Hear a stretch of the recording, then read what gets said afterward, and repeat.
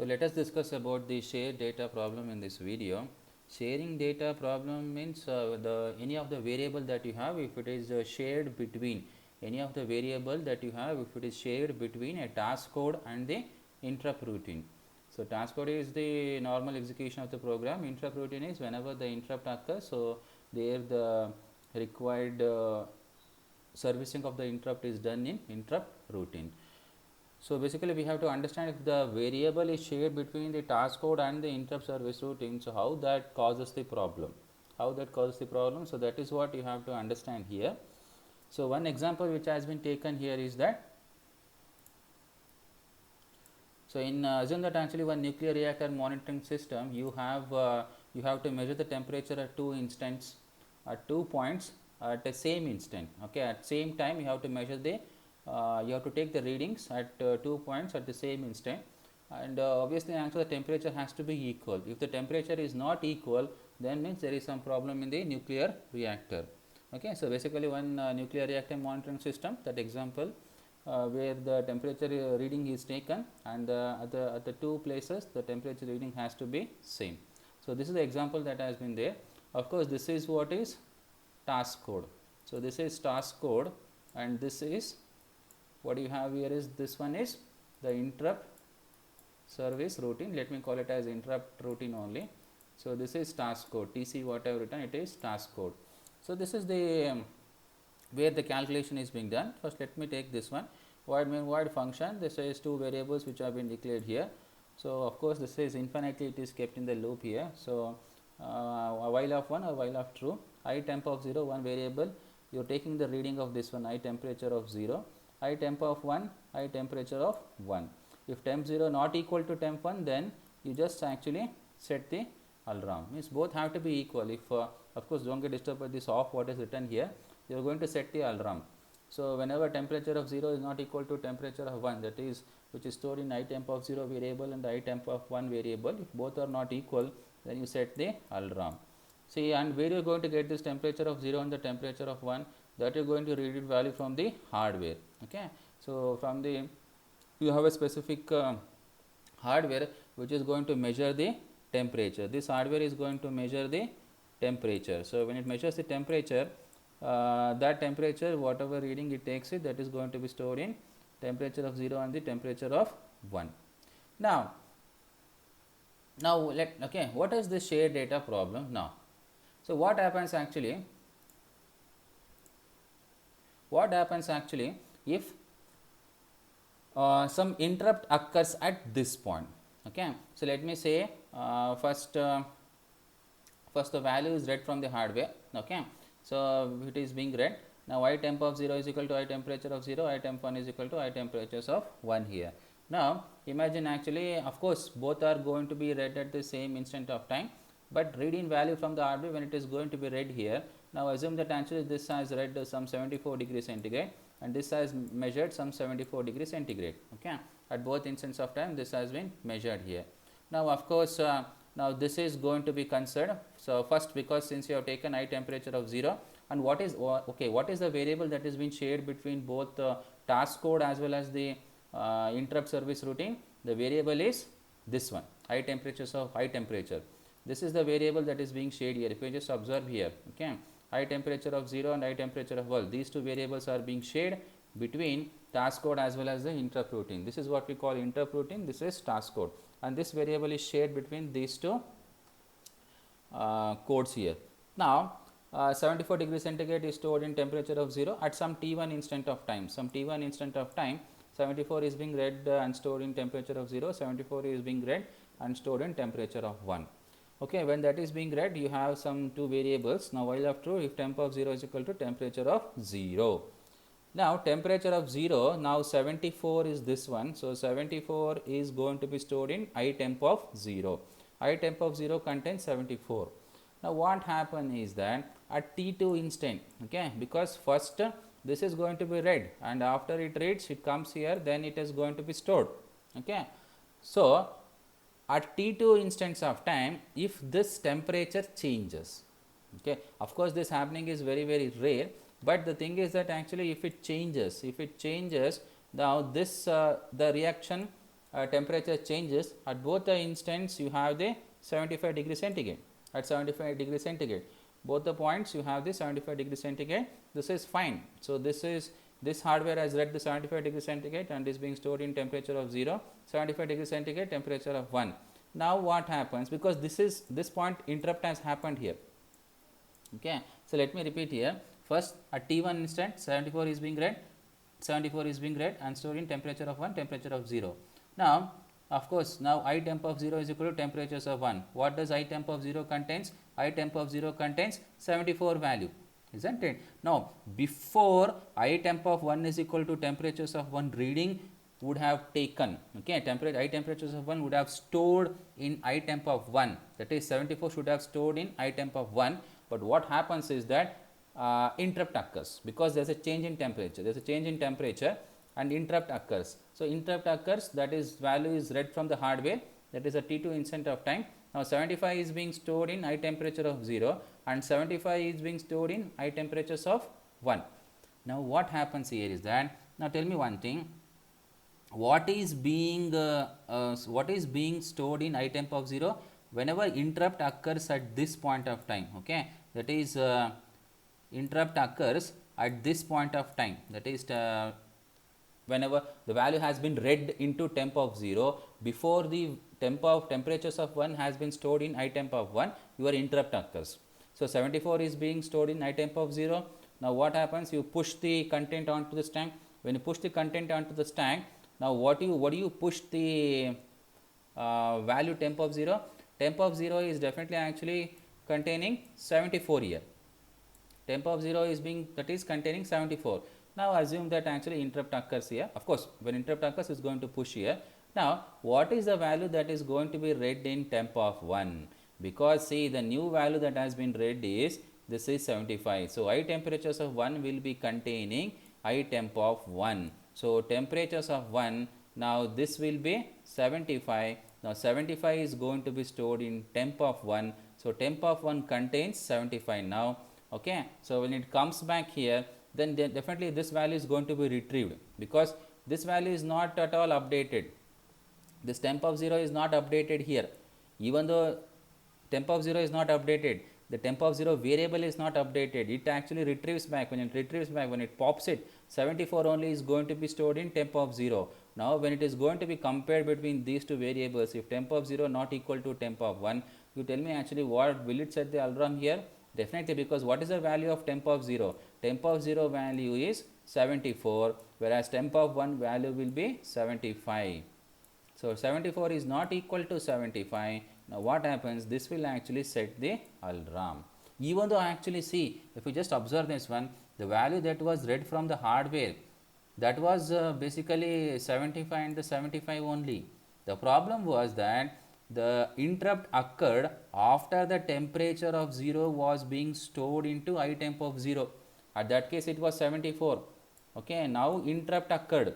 Now, interrupt occurred. Due to the occurring of the interrupt, the new value is read from the hardware. The new value is read from the hardware. Temperature of 0 will definitely get updated to 75. Temperatures of 1 also will get updated to 75. There is no issue in that one. But whereas the interrupt occurred, when it returned from the interrupt routine, it will not resume its action from this instruction. It will resume its action after this instruction, that is this instruction. So, let me actually take out this one. Okay. So, this will resume its action from this instruction, because this instruction execution is over. This is what you have to remember.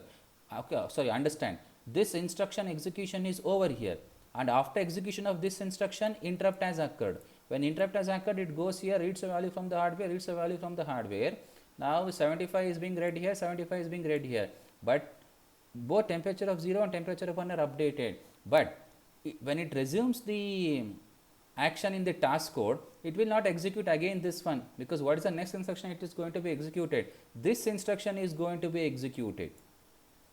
Okay. When this instruction is going to be executed, that is what when it returns, this instruction is going to be executed.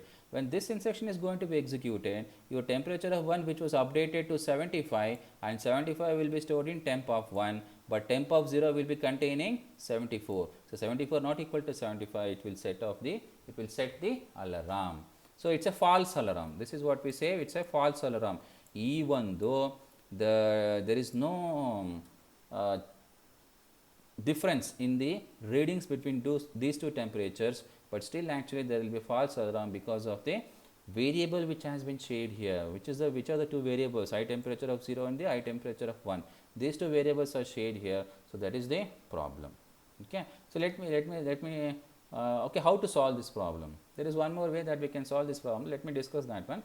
Now see here, in this case what happens here, see you have let me actually take the same example. What has been done in this example is that same static int temperature of you have declared the variable, then interrupt routine problem here, then this is the code of the interrupt routine, this is the task code. Okay, so in this task code the only changes that you are making is that instead of actually updating two variables, what you are doing is that you are just comparing that one. If temperature of 0 not equal to temperatures of 1, okay, will it actually work?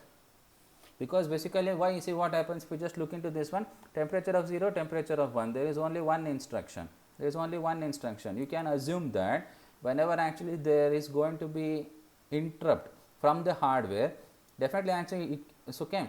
So whenever there is an interrupt from the hardware, definitely when interrupt occurs at this point, so definitely there will be updation of the two values here. There will be updation of the two values, and the two values actually will be compared.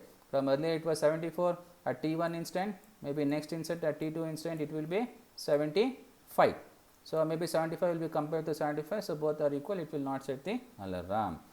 But don't assume it like that way, because even though you have the C program, this is C program will be converted to assembly level program, that is ASM, assembly level program. In the assembly level program, when it gets converted, this will be same as the previous example. This is also an error, this is also an error. Okay, this is also an error here. Why there is an error here? Let me show you here. See, even though actually it has been written like this way, that is if high temperature of 0 not equal to high temperature of 1, how will this be converted into hardware part? Okay, that is when the assembly language, whenever finally it gets converted, this is what it happens here. Because see, finally high temperature of 0 has to be stored in some register. This is what it happens here, isn't it? What I have written here, while of true, if temperature of 0 not equal to high temperature of 1, set off the howling alarm. Temperature of 0, so temperature of 0 means what is that? Move temperature of 0 into register R1, because this is what it happens, that finally actual C program, even though you have written at the hardware level, the temperature of 0 has to be converted into it has to be stored in some registers. So at the hardware level, that will be stored in register R1. So and this temperature of 1, that will be stored at the register R2. Then what is the subtract R1 and the R2? Subtract R1 and the R2 means you are comparing here, not equal to. So not equal to means basically you are subtracting the R1 and R2. So whenever jump condition 0 means whenever it is 0, then what you do means there is temperature is okay. That is both the temperature readings are fine. There is no difference between temperature readings. But if the subtraction results in non-zero, then you have to set the alarm. So this goes here. Don't you think if you just observe this one at the hardware level, don't you think this is same as this code that we had it here, isn't it? Here also actually what we are doing here. So let me just erase this one. If you just observe here, what we are doing here. Here also we are storing the temperature of 0 in the high temp of 0, temperature of 1 we are storing in high temp of 1. If you just observe here, that is what we are doing here. Temperature of 0 we are storing in the register R1, temperature of 1 we are storing in the register R2. So both these two are one and same here. That is this example and this example both are same here. There is no difference here. And subtracting R1 and the R2, you do that one. If it is 0, you go there and take this one. Otherwise, you set the alarm. So this is very important that you understand. Even though actually this looks, this code looks like whenever interrupt occurs at this point, temperature of 0 not equal to temperature of 1, definitely whatever the updation of the value of the temperature, both happen simultaneously. You may assume like that way, but it doesn't happen simultaneously. At the hardware level, you are storing temperature of 0 in the R1, temperature of 1 in the R2. So when you store here, assume that actually when you are stored, maybe first initially this temperature of 0 reading is 74 and this also temperature of 1 is 74, both reading same at T1 instant. Okay. So, now temperature of 0 reading 74 is taken, that is being stored in R1. So, R1 contains 74. So, R1 contains 74. When R1 contains 74, now what happens? Just assume that this reading has been taken, this reading has been taken and been stored in R1 here. Now, assume that some interrupt occurred here. Now, assume that some interrupt occurred here. Whenever some interrupt occurred here, now what happens here is at T2 instant. Okay, why interrupt occurs? Maybe some time at after certain time, before means before this reading occurred, after this reading occurred, means temperature of 0 is stored in R1. So, R1 contains 74. Now, what happens here is that at T2 instant, assume that both temperature of 0 reading and temperature of 1 reading both are same, that is 75. But what will be updated here? What will be updated? The updated value, that is temperature of 1, that is being stored in R2 here, because temperature of 1 is updated, but temperature of 0 is not updated, isn't it? Temperature of 0 is updated to 75, but temperature of 1 is also updated to 75, but here temperature of 0 is not being stored, the updated value is not being stored in R1, whereas the updated value is being stored in R2. Why? Because interrupt occurred after the storing of temperature of 0 into R1. After the storing of the temperature 0 into R1, interrupt occurred. Now, the updated value of the temperature of 0 and the temperature of 1 both are same, but where will it resume the execution of the statements, that is the instruction? It will start from this point, that is what you have to understand here. This is very important. It will not actually, after servicing the interrupt, it will resume from this instruction. It will not resume from this instruction. When it returns, it will resume from this instruction. That is very important. When it resumes from this instruction, it will, this value will be stored into R2 here.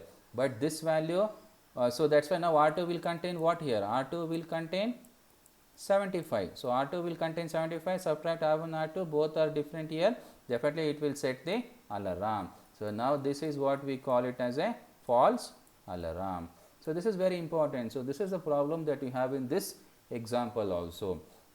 The main problem is that one is that the variable is shared here, the variable is shared here. Another one is that the when it returns, from which instruction it resumes. Okay, it returns from this it resumes from this instruction.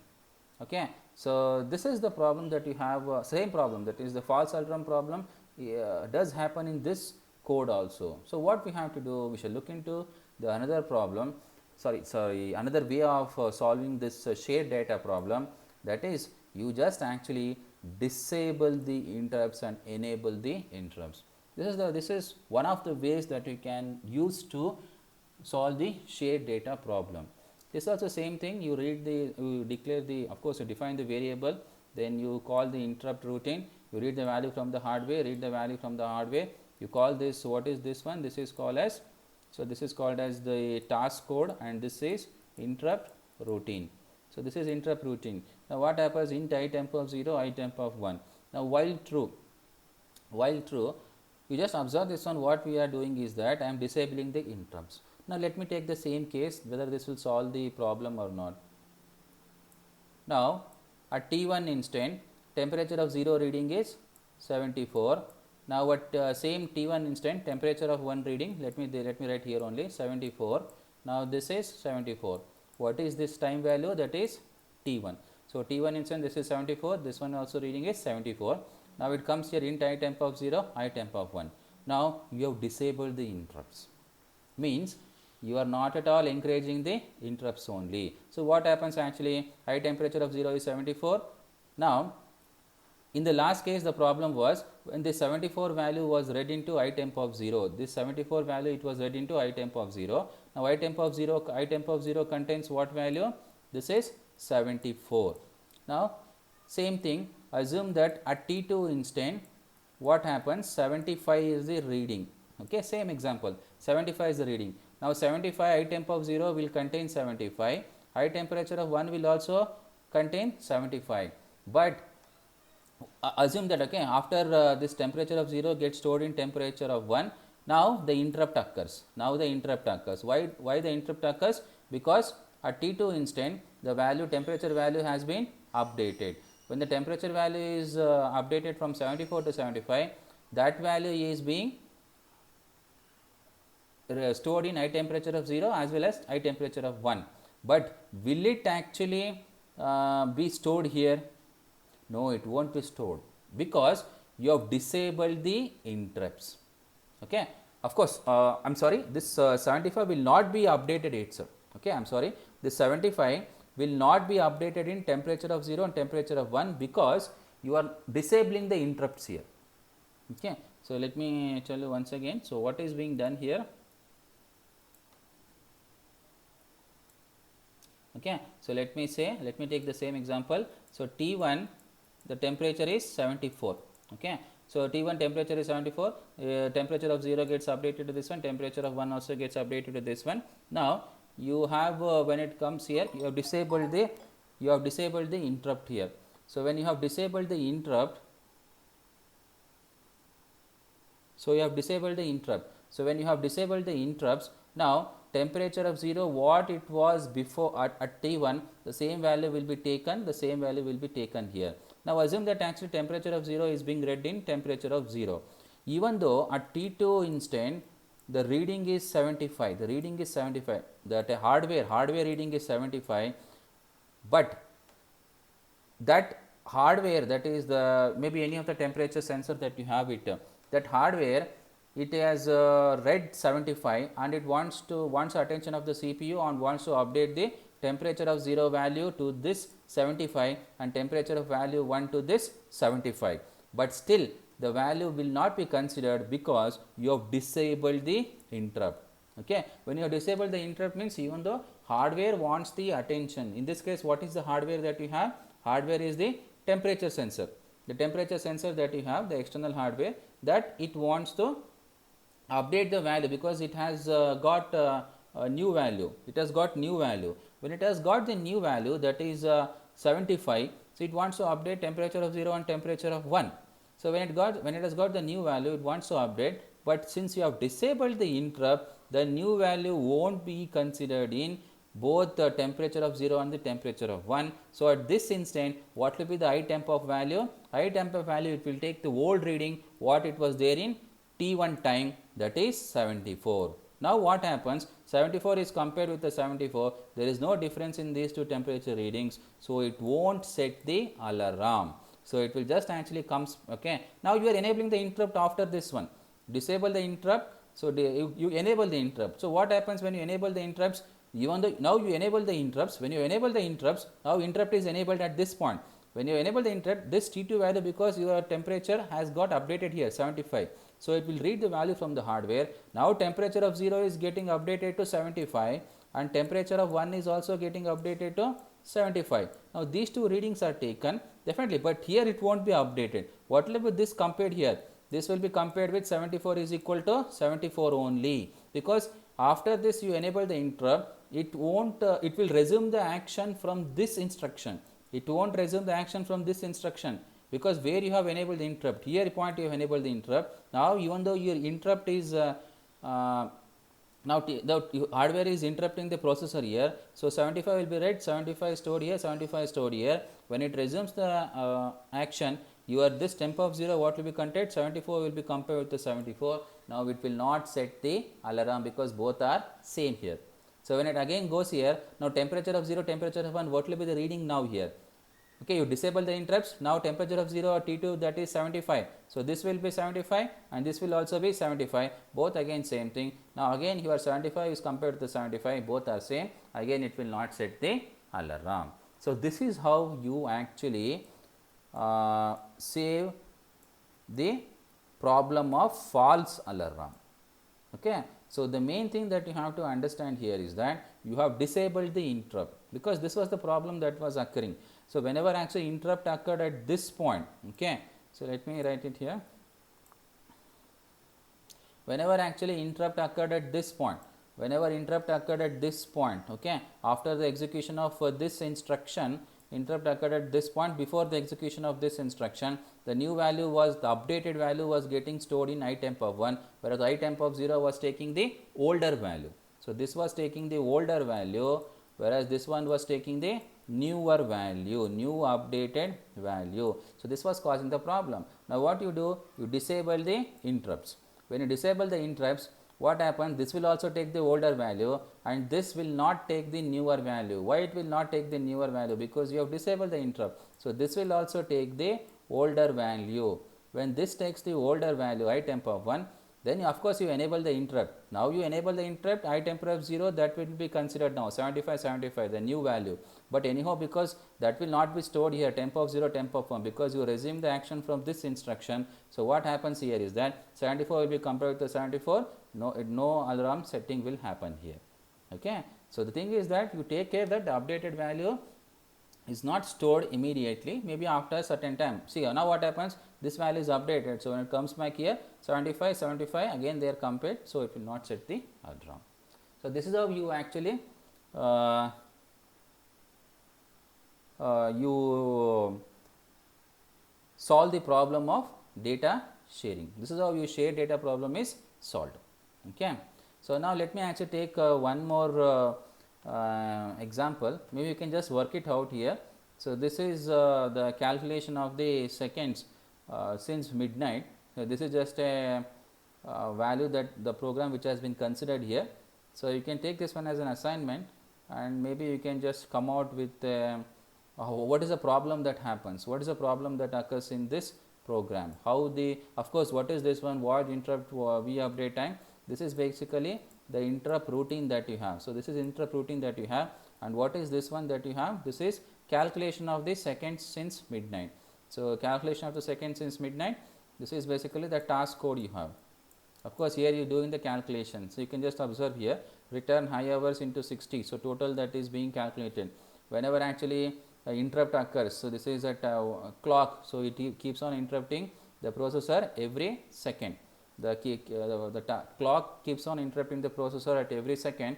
So for every second, whenever seconds greater than or equal to 60, so you just reset the seconds, then you increment the minutes. If minutes greater than 60, you reset the I minutes, then you increment the hours. That is what happens now. After reaching 60 seconds, it goes to seconds becomes 0, but what you increment? You increment the minute hand. Okay, that is increment from 0 to 1. That minute hand, this is minute, this is second. So finally this one is hour. So when this actually minutes hand reaches 60, you reset this one to 0 and you increment the hour hand from 0 to 1. So this is what you do. So plus I seconds, if I seconds greater than 60, I seconds equal to 0, increment the minutes. If minutes greater than 60, you make I minutes is equal to 0, increment the hours. If I hours greater than or equal to 24, you make I hours is equal to 0. So this is the interrupt routing, the code that you have written in the interrupt routing. Now what you have to do, so this is you are basically calculating how much time has happened from the midnight. So now what is the problem? Okay, let me solve this one. Now what is the problem that can occur here? Now so see here, the problem that can occur here is that it's very simple. Maybe let me say something 3 hours 59 minutes 59 seconds. 3 hours 59 minutes 59 seconds. Now this is the time. Okay, now what happens after this one? So what is being read is that, see, now it is being read, it is being calculated. Now return 3 hours. So this is 3 hours multiplied by 60, it is being done here. So 3 hours multiplied by 60. Now 3 hours multiplied by 60, before actually I minutes get updated. Now what happens is that, of course this is what it has to calculate, isn't it? Now what happens here is that, now this is being interrupted. Now when this task code is interrupted, now what happens here actually is, now this gets changed to 4 hours 0 0. So this is 0 minutes 0 second, this 4 hours. But what happens actually before the updation of the value of the I minutes, it gets interrupted. So it resumes the, okay, I hours is stored in some register R1, same thing, I minutes is stored in some register R2, I seconds is stored in some register R3. Now R1 is taken the old value, that is 3 here, isn't it? R1 has taken 3 value. Now Before I minutes was getting updated with the 59 value and the I seconds getting updated with the 59 value, interrupt occurred. So, this gets changed from 3:59:59 to 4:00, that is 4 hours 0 minutes 0 seconds. But what happens when it resumes the execution? It will not resume from this point. Where will it resume? From this point. That is what is move R1 comma I hours, move R2 comma I minutes, move R3 comma I seconds. So, here what happens? I hours you already moved. So, for before the move I minutes, move R2 comma I minutes, that program was getting executed, interrupt occurred. Okay. So, from here, so let me write here. So, maybe let me write it. Move R1 comma hours, move R2 comma hours, move R3 comma hours, sorry, seconds, minutes. Okay. So, now what happens here is that, say this hours is moved to R1, now interrupt occurred. So, this R1 is having 3 value, now interrupt occurred. So, 59 and 59 you should have got it here. Now, interrupt occurred, this got updated. So, when it resumes the execution, what will minutes and what will seconds be having? Minutes and seconds will be having the updated value. What is the updated value that you have it here? 0 and 0. So, what is the time that you get here? It is 3 hours 0 minutes 0 seconds. So, 3 hours 0 minutes 0 seconds instead of 4 hours 0 minutes and 0 seconds. What is the error that you have? It is 1 hour. So, 1 hour is the error that you have it. If you just compare with 3 hours and the 4 hours, 1 hour is the error. Okay. So, that is the problem. So, what you do? You should disable the interrupt here. So, how do you rectify this one? You disable the interrupt, you enable the interrupt. You disable the interrupt before the execution of this statement, that is return of I hours multiplied by 60 plus I minutes multiplied by 60 plus I seconds. Before the execution of this statement, you just disable the interrupts and enable the interrupts after the execution of this statement. So, this will definitely solve the problem. Of course, it has its own other consequences also. Okay. So, okay, one more thing I forgot to say here, what we say it as a atomic section. So, what atomic section and a critical section. So, what is this atomic section?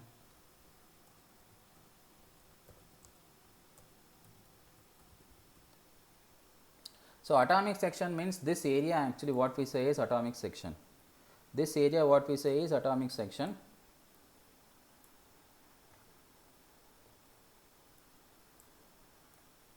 Okay. So, this area what we say is atomic section, means the disabling and the enabling interrupts what you have written 2 lines here.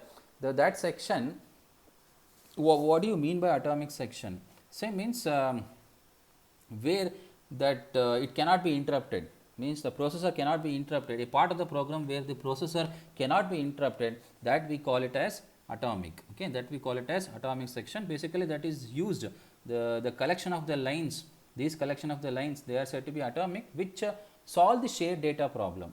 Whatever the lines of the code that you have it in the program which solve the shared data problem, that is what we call it as atomic section. And the same atomic section we call it as critical section. Same atomic section we call it as critical section.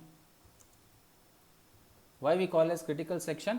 We call it as critical section because that a set of instructions that must be atomic for the system to work properly. Any set of instructions which we call it as atomic, if that is atomic and system is working fine without causing any kind of malfunction, and that section we call it as critical section. So, definition of the critical section is a set of instruction that must be atomic for the system to work properly. A system is working properly without causing any errors, without causing any malfunction. That atomic section we also call it as critical section.